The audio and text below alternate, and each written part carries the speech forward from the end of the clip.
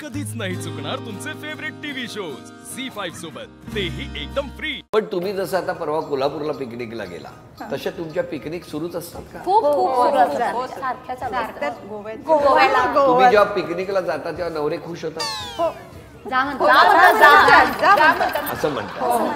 आता शेवटची पिकनिक कुठे गेली होती? हे कोल्हापूर झाली होती, त्याच्या आधी गोव्याला गेलो. वाह, काय तेव्हाच्या गोव्याला आठवणी? 31 डिसेंबरला एकेकीने बोला।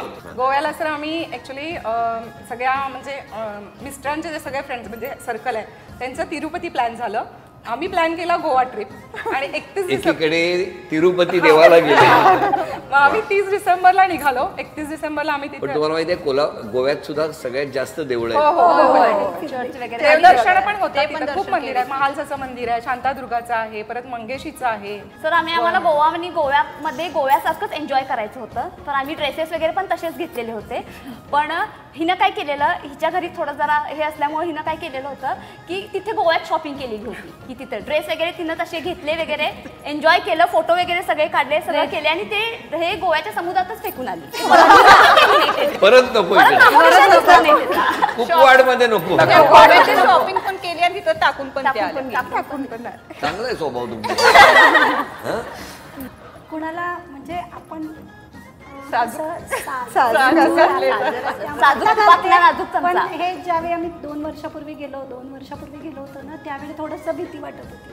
म्हणजे बाबा फोटो बघितल्यावर घरचे म्हणा, नवऱ्याला माहिती होतं। नंतर फोटो बघितले घरच्यांनी?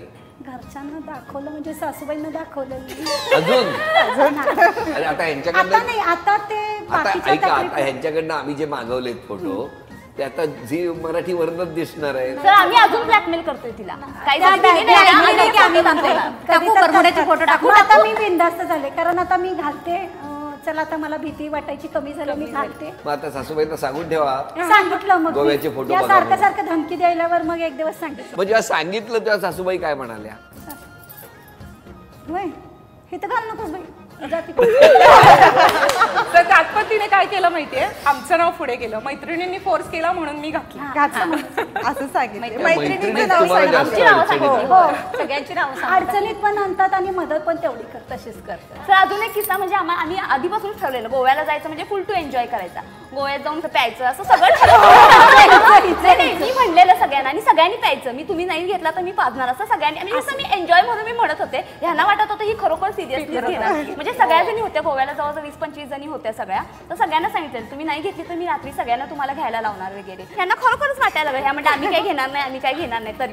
आणि रिटर्न येताना काय घेतली आम्ही कोणीच नाही, पण रिटर्न येताना काय झालं, मला थोडासा त्रास व्हायला लागला, डोळे दुखले, आणि मी तर थोडं थांबायला सांगितलं आणि मी वॉशरूम बघून तिथे गेलं, तर सगळ्यांना वाटलं मला सगळ्यांना सोडून मीच घेतली कशी काय, आणि ह्यांनी सगळ्यांनी तेच पसरवलं की सुरुवातीपासून आहे ना, गाडीत बसल्यापासून ती अशी घेतल्यासारखी बोलत होती,